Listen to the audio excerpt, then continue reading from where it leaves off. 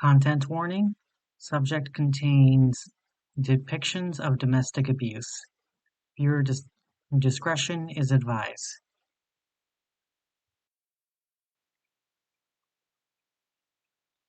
The Rangers were in St. Peter's Hospital, and after filling out the incident forms for each of them, I finally got a quiet moment with Hush.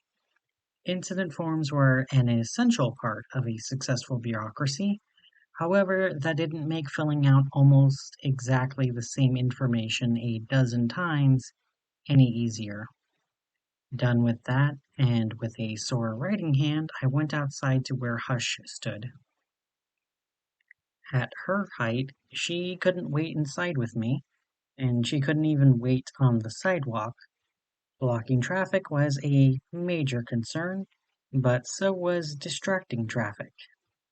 So it wasn't just finding space, but finding space from where she away from where she could distract others. It was tricky in one of the busiest districts of Isle City, but fortunately, just a few blocks away, there was an isolated parking lot that was surrounded on all sides with skyscrapers that were closed for the day. I made my way to the isolated area, and at first, I didn't see Hush at all. There were a couple of filthy trash bins and a lot more filthy litter on the ground, and my shoulders slumped. She wasn't here, like she said she was. She promised me she would let me explain, and she left me here instead. A perfect spot for me to be captured by the Vigiles Urbani, or worse. I turned ready to run when I saw Hush was standing there, just off to the side where I couldn't see her. Despite her massive size, she was completely silent and she was observing me. Not sure why. Normally I could tell what people were trying to do, but I was so used to Hush being sincere that the idea of her hiding anything from me was a mystery. She knelt down, careful not to touch the ground, as she whispered just loud enough for me to hear. May, I don't know what's going on. You knew something about Technitis that I didn't, and then you were almost as big as I was, but then you're normal sized again? Are you an XME too? A spy? What is going on? What's bothering you? She asked me, and for the first time in so long, my eyes filled with tears. I couldn't help it. It was like a dam broke and it all came flooding out. As the tears fell, I looked towards the ground, trying to stare at a rat stealing a condom. I couldn't let Hush see me cry. I had to be strong. So much of the world depended on me, and I couldn't let anyone down. Hush was physically strong, but she didn't know that I was overwhelmed. I had to be strong. I had to stop crying. Hush's finger gently caressed the bottom of my chin and gently lifted my face up to meet hers. It wasn't rough, it was barely a touch, and I was again in awe of how gentle her touch was. Violent Valiant wasn't half as gentle in his touch, and even though her touch felt more like a suggestion than her forcing me to look at her, I still looked up at her face. Her normal performer smile was gone. There was concern on her face, which was blown up like it belonged on the theater screen. Her face couldn't possibly hide anything, but I could see in the deep brown pools of her eyes unshed tears. Not tears for herself, but tears for me. She was concerned for me, but she was being emotionally strong for me. She wanted me to speak, and she wanted to know what was wrong for me. For years, I hadn't had a conversation that wasn't professional or it was about someone else. Even with my boyfriend, it was always about him. He only asked about me when it was about money or if he needed to know something for his plans. After all of these years, it was a shock, but not an entirely unpleasant one. Her index finger lowered, and so did her entire hand, laid out flat in front of me, and it took a moment before I realized what she was offering me. Her hand was like a platform, and she wanted me to get on. I would be entirely at her mercy, but I would also be closer with her. She would have the power to bring harm to me without having without me having any ability to protect myself. It would also mean that nothing could get to me without getting through her first. Putting my trust in her meant that I would be giving her the power to crush me by closing her fist or to lift me up by reaching out her hand. I climbed onto her hand. The first thing I noticed was how warm and soft her hand felt.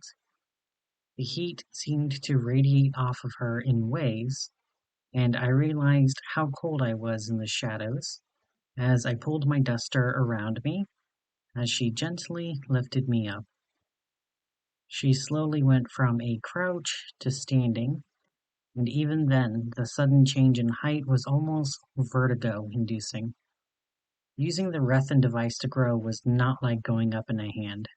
I wasn't in control, and despite myself, I gripped on tight to her slightly raised thumb as Hush finally stood up straight, her hand cupped with her other hand underneath the one I was on. Her hand rested against her chest as she looked down at me, and I could hear her heartbeat. The bass was very slow, but the power behind her heart could be felt in her hand, and I looked up in her eyes. She whispered to me again, "So you don't have to worry about anyone else hearing you. Just explain, and I promise I will listen. No one can hurt you here," she said in a very soft voice, and deep down, I believed her. I looked down, ashamed of everything, as I began to tell her everything. I started with Lockhart, telling her how I was essentially an alien to her entire world. I told her about Aurora, about what I did to my mother, how I changed my name so often I don't even know who I was anymore. I told her about sleep and losing Charlie. I told her about how I took the path least traveled to get to Earth. Tears were falling from my eyes when I told her about Agamemnon's Academy for Accelerated Apprenticeship. I felt sobs come out of my throat when I told her some of the terrible things I did as a special corporate liaison. When I was doing them, it was easy to convince myself it wasn't my fault. All I did was make phone calls and appointments and didn't think about some of the things being asked. It was easier to look at the things that felt boring, easier to think of myself as a secretary. In Hush's hands, close to her heart and underneath her eyes, I couldn't lie to myself.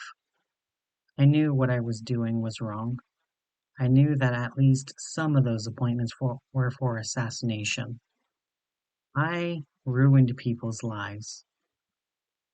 I watched as a curious intern experiment it with the chem, and then became dependent, then functionally addicted, and then non-functionally addicted. All the way up to the day he was fired, he would come back to my office for more and more. I kept telling myself I wasn't the one giving it to him. I just took his money, found the chem, and then gave it to him. I thought I could avoid the pain by saying it wasn't my fault. I didn't realize I was carrying the pain because I got so good at ignoring it. I had no tears for the Viscount when I told Hush what I did for him, but I had plenty of tears for everyone's lives I ruined by pandering to his flights of passion. Sure, a lot of money to break a few laws on a boat sounds nice, but when your patron gets bored, suddenly the money is gone, and so is your protection from the Vigiles Urbani. A wealthy politician completely buys out a theater just for himself. Sounds like a good investment. Until the next week when the theater suddenly has to sell seats again, and everyone in the city knows you as the theater that canceled everyone's tickets with no prior warning.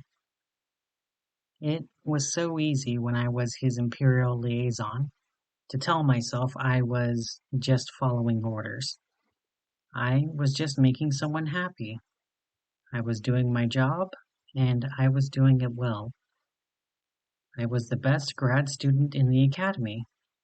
I thought that the dim cries of those lives ruined was what everyone on Earth dealt with when they were doing the right thing. I thought it was normal to cry yourself to sleep when on Earth. The hardest thing to tell Hush was what the Academy wanted to do with her. They wanted her as a weapon or a possible ally. They had me spy on her and tell them everything I knew. They had us head to Technitis to try and get an idea of her power. But when I realized that they were going to gas us all to kill her, they were willing to sacrifice me to get her out of the picture. I thought that there was going to be some loyalty from the Academy to me as well. I served them loyally. I got perfect grades in every class. I succeeded in every project. Even when my heart grew heavy from what I had to do, or when my hands were slippery from the blood that coated them, I remained loyal and convinced that I was going to be rewarded in the end. There was money, but the money couldn't have been the final reward, could it?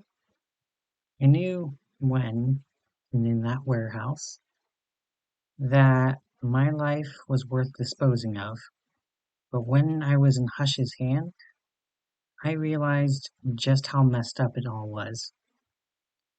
If I was their most valuable student, one of their best, and I was worth more dead than alive, then so was everyone else.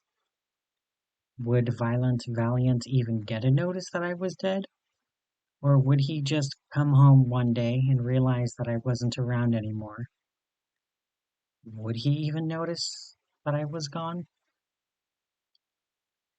After I told Hush everything, my face was still down, looking at her palm, with tears falling. I had done so many terrible things. I accepted that I was a bad person before, but when I told Hush about them all, I realized just how bad I was.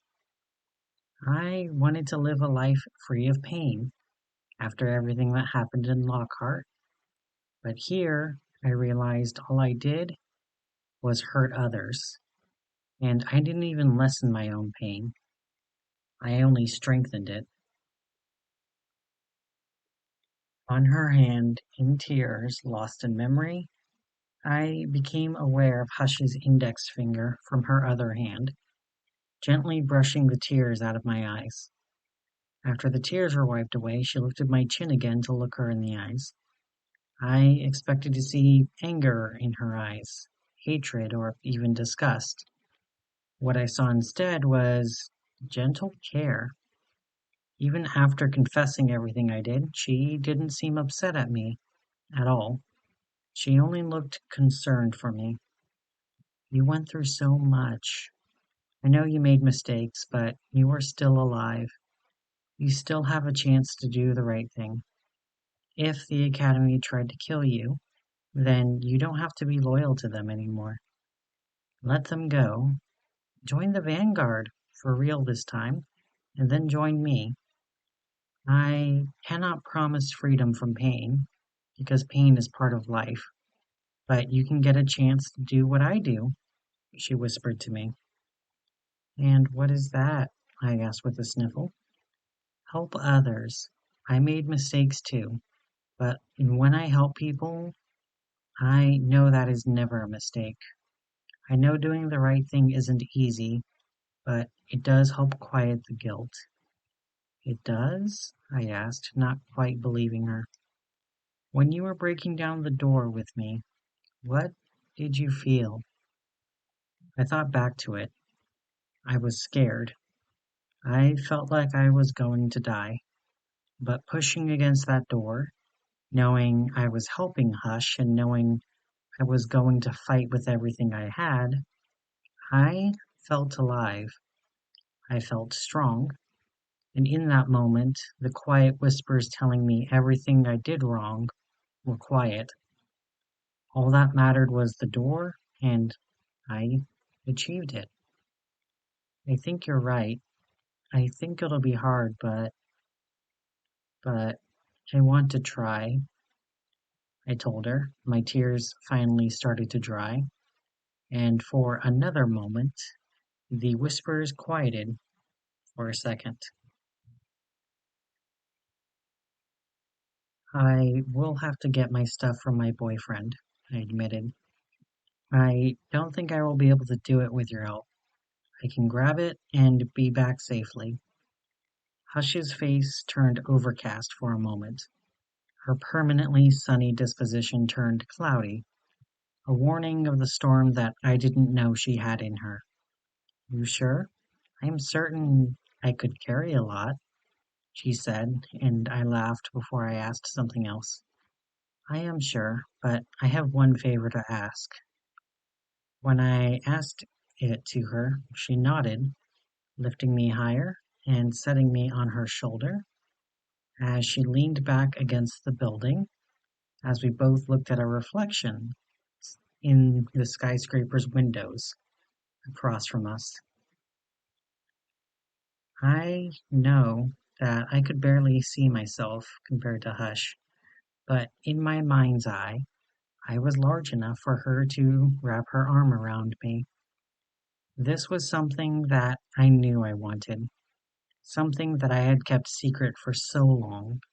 But in this moment, there were no secrets, no past, no pain, just a gentle present and a hopeful future. A moment that I hoped would never end, but I knew that it couldn't last forever. How much time do we have? Hush asked me, and I snuggled against her neck for a moment. She was so warm, but unlike her hands, her neck felt like it was made of steel. I could hear the flow of blood in her blood vessels like they were pipes. You weren't really aware of the blood flow normally, but when there's hundreds of liters just a few centimeters away, I became very aware.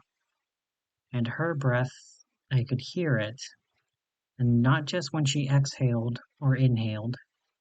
Snuggling against her neck, I could hear her breath inside her trachea, her own miniature wind tunnel, and I was only more in awe of the power she's possessed just by breathing. And yet she was so gentle with her breathing that you never would have guessed. Just a few more minutes, I said, laying a kiss on her cheek. I wasn't sure she felt it, but I could see her blushing in the reflection. She did feel it. Someday we are going to have a talk about how you can punch a kaiju without any pain, but you can still feel my kiss. I teased her as I ran my hands across her neck and I whispered, Thank you for everything, Naya. You're welcome, Amorali, she said with my true name. A name I entrusted with her before I entrusted her with who I was. Maybe it was a sign of how things were meant to be. We discussed how it was supposed to go. I would have an hour to grab what I needed. If I wasn't able to be out of there before time was up, she would have a friend of hers go in to find me. I even gave her my address and the code to open the apartment. I trusted her, and I trusted that everything would go well. Sure, my boyfriend was loyal to the academy, also, but he also graduated back when he was in secondary school, and he had no desire to learn more. He was a chem-addled grunt. They wouldn't trust him with the fact I was alive. I departed from Hush and I headed to my apartment. It was on a rare, quiet street full of apartments. If you saw it from a car, you wouldn't have thought much about them.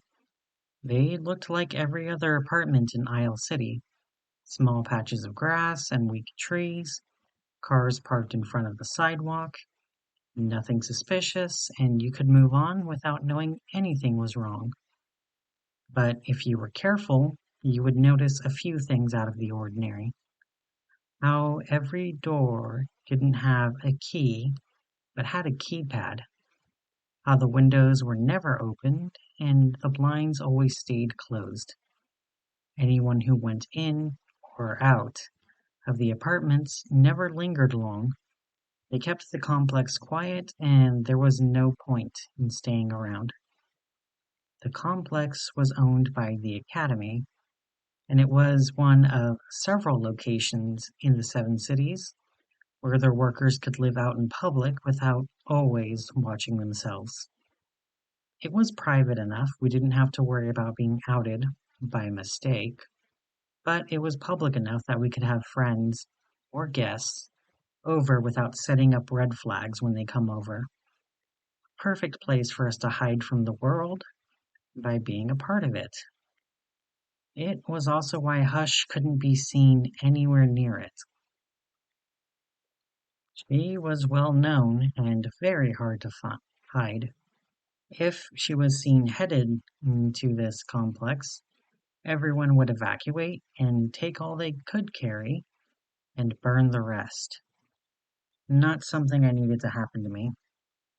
Thankfully, when I made it to my apartment, I entered my 8-digit code, and the door clicked open for me as I entered. I was relieved to not see Violent Valiant sleeping on the couch. He was supposed to be out for the day, moving boxes for Surgeon Slaughter, so he should be gone for a while. Still, not wanting to give anyone in the academy time to find me, I made my way to my closet to grab my legal bag. Another lesson from Agamemnon's Academy for Accelerated Apprenticeship. Prepare to leave in a short time and be sure you can grab your legal documents quickly. I was leaving behind my clothes, most of my stuff, and, of course, my memories in this apartment. However, trying to start a new life without a passport, a bank account, nor ID would not work out in my favor. I silently thanked my past self for being so paranoid to include Denari in my bag as I grabbed it and I headed to the door. I was in my apartment for less than 30 seconds. To the outside world, it would have looked like I was just grabbing something, and then I would vanish. People disappear this way every day, but unlike most of them, I had a place to go that I knew I was going to be safe. I was smiling to myself when I opened the door, and I saw Violent Valiant standing right outside. My smile dropped when I saw his own smile. "Honey, I'm home," he said as he leaned down to kiss me as he pushed his way into the apartment, pushing me back by not giving me space as he shut and locked the door behind himself. This behavior wasn't odd for him. He was used to taking up a lot of space and pushing his way through everything. I stopped noticing and caring a long time ago, but right now in this situation, when I was only a couple of meters away from abandoning this life, he was stopping me, and he didn't even know he was doing it. Fortunately, he didn't notice my legal bag because it was the same briefcase I took to work every day. But still, I was now in a very precarious situation. As far as the Academy was concerned, I was an enemy. While I was certain they weren't going to reach out to Violent Valley to ask him to kill me, but I couldn't be certain he wouldn't have heard about it already. So now I had to act as normal as possible, while also trying to get out of my apartment without him noticing.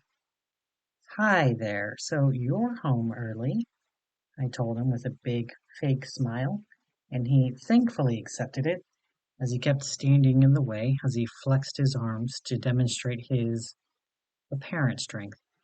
Yeah, it turns out that Surgeon Slaughter underestimated my strength.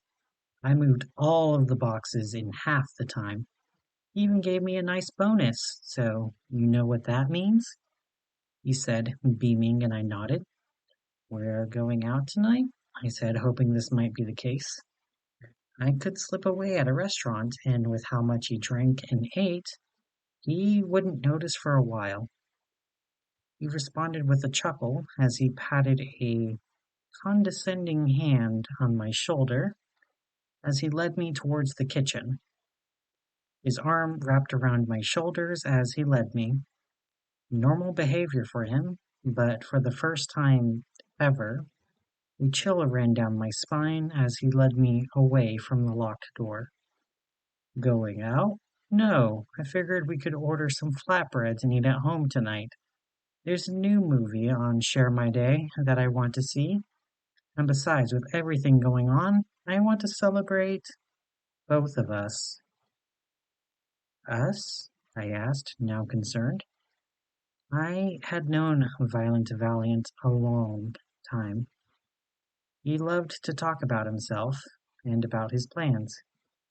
He never spoke about us, always about him, and the only time he ever mentioned us was when he wanted something from me, and he wanted me to feel like I was just an extension of him. His arm still wrapped around my shoulder, he opened the freezer to pull out one of his ice-cold beers. As he popped the cap off with his thumb, and he took a long swig from it. There was silence as he drank. The only sound was the pounding of my heart in my ears. There had to be no way he knew, and even if by some stretch of the imagination he did, I was still the more powerful one. I could escape him easily. These thoughts kept me from going into a full-on panic, but I could still feel terror fill my veins as my soon-to-be ex-boyfriend drank the beer in front of me. His bottle now finished, he sat the empty bottle on the counter. He turned to face me, and I could smell the alcohol on his breath. His miasma wafted through my face as he finally spoke. Well, yeah, us. I had a great day at work, and I heard you had quite an eventful day at your work. Weren't you visiting Technitis today? He said with a chuckle as he opened the freezer again to grab another beer. He knows. That thought ran through my head, so I knew it was best to let go of all pretenses. I tried to lift his arm off of my shoulders, but it was like it was made of steel. Even when I tried to duck, his grip only hurt me as I pulled. He didn't even budge. He just opened his second beer bottle as he started to sip at it this time. You know, I'm not even angry at you for lying, or for trying to protect the bitch. I am disappointed. You had such amazing power, and you just had to keep it all to yourself. He sipped at his beer as he turned to face me.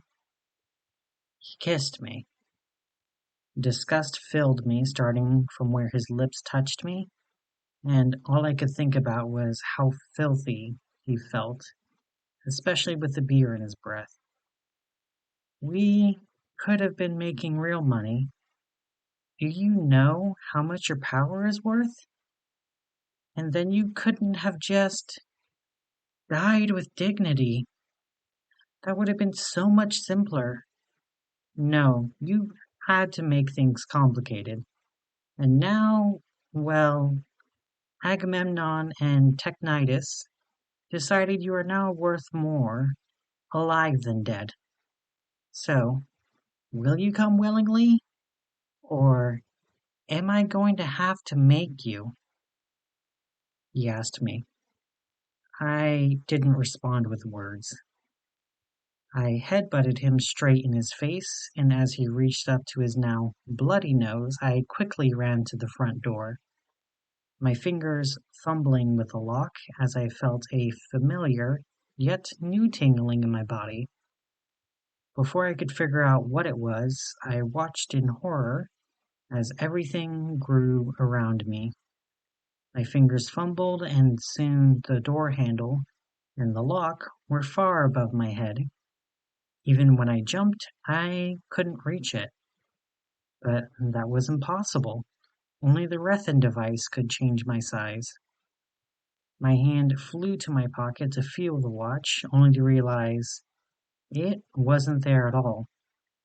I turned to where a violent Valiant stood, one hand holding a rag up to his bloody nose. The other held the Rethen device. How? I squeaked out, barely recognizing my voice, as he spoke through his bloody nose. A bit of telekinesis, and you never even notice. I think you actually broke my nose, so congrats on that hit, bitch. But the next one is mine. He marched over to where I was, and I never felt so helpless since I saw the wolf in the forest. Even in just a few strides over to where I was, I could feel the vibrations in his steps, and when he was less than a meter away from me, I realized I wasn't even half as tall as he was. He could really hurt me. I watched in horror as he raised his fist like he was about to hit me. I lifted my arms up to protect myself and screwed my eyes shut.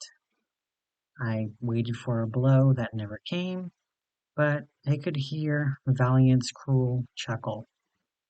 I heard it many times, especially when describing what he did at work. But now, I don't like it. You're so pathetic. I don't know what they see in you, he said, just as I opened my eyes, my arms still raised. But I saw as his open hand descended down to grab my hair.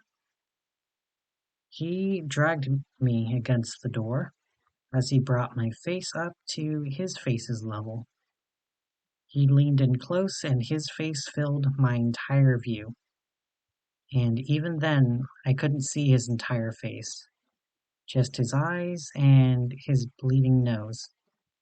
Lucky for you, they want you unhurt. Otherwise, I would break every bone in your body, he whispered. Is that right? Yeah. I immediately spat in his eye when he answered. He lowered his head and his other hand lifted up to wipe his face. You fucking whore, he started as I pressed my back hard against the door, as I lifted my legs to where his head was now, picking him solidly as I could at my size, and now he backed his head away from me. Sadly, his grip on my hair only tightened. Why the hell would you do that? He asked like it was a legitimate question. He apparently expected me to be a good little hostage and go along with it like I went along with everything else in life. I was not, and even if he was going to take me hostage, I was going to make it hard for him. I responded by giving him my biggest smile, and I lifted both of my hands up with my fingers in a very rude gesture. No words needed to be said. He knew what I thought about him. Now furious, he raised his fist again, ready to strike at me. only for me not to close my eyes. I kept my eyes to his as he lifted his fist in fury. He paused for a moment before he yelled in exasperation as he punched the door next to my face. I could feel the air from his punch and the way it caused the door to vibrate against my body. He was making it known that he was willing to hurt me and that he would hurt me. He just wasn't doing it now. But I still kept my eye contact with him, my flinching suppressed as I kept the eye contact. "I think I have a resolution," he said as he walked to the kitchen, dragging me along by my hair, as he opened a cupboard, pulling out an empty glass. "Ah, Tavit," I whispered to myself, as I realized what he was doing.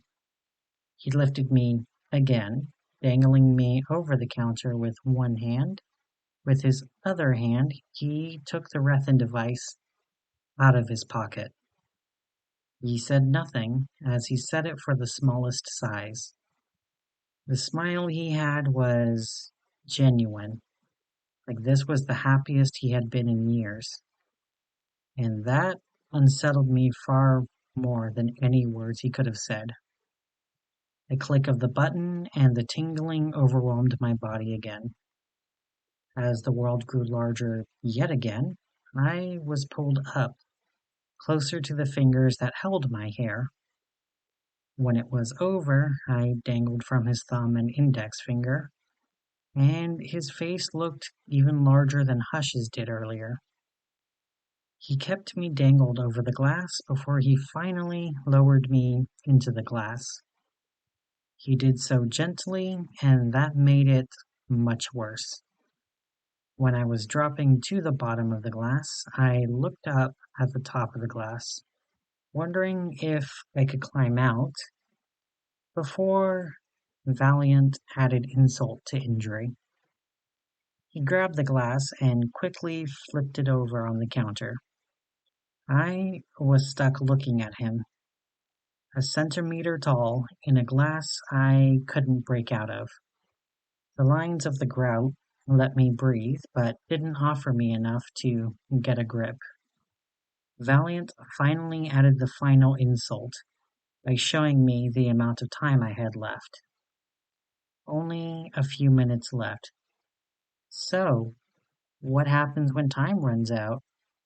he asked, and the look of abject terror on my face answered his question.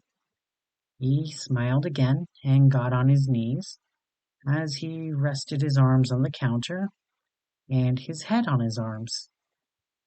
As he stared at me while I was stuck in the glass, I could hear the ticking of the Rethan device, counting down as I desperately tried to find a way out. First, I tried to fit my fingers under the glass by the grout, but no matter how hard I tried to lift, I couldn't make it budge. I even tried running into the glass, hoping to make it tip over or maybe head to the edge of the counter. But the impossible weight of a single glass cup was too much for me. And the worst part was Valiant was watching the entire time.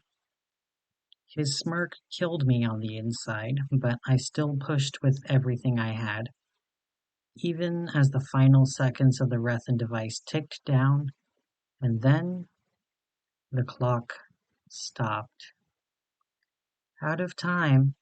I think you're stuck at this size," he said, showing me the clock face. No time was left.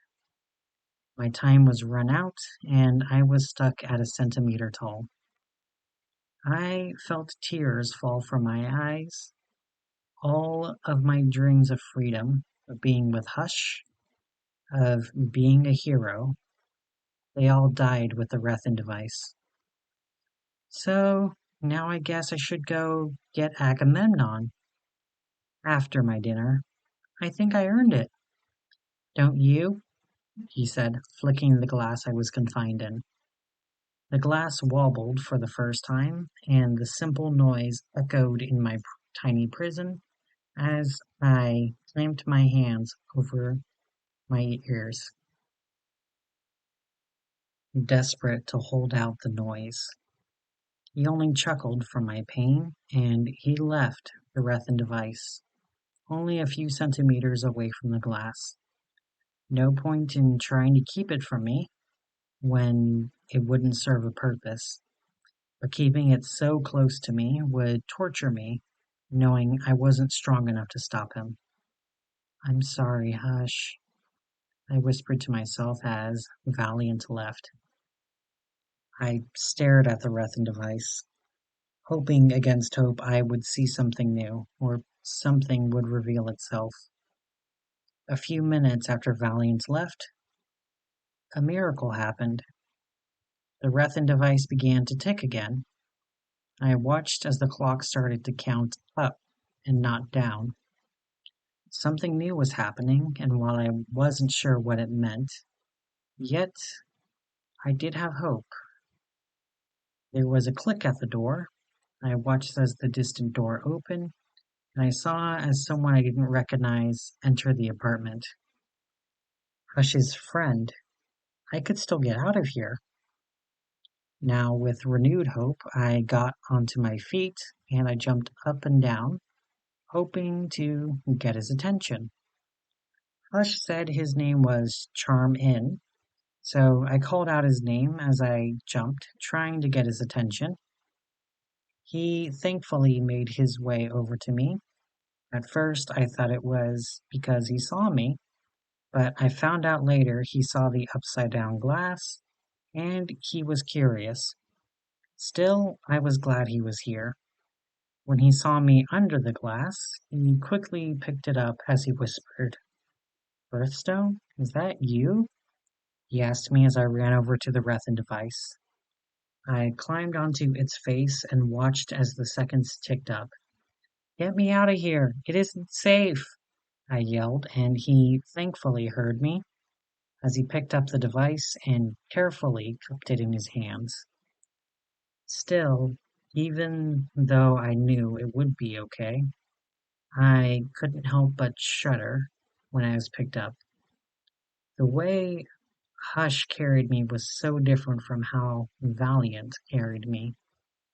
And even though Charm In wasn't technically doing anything wrong, the way he carried me reminded me too much of Valiant.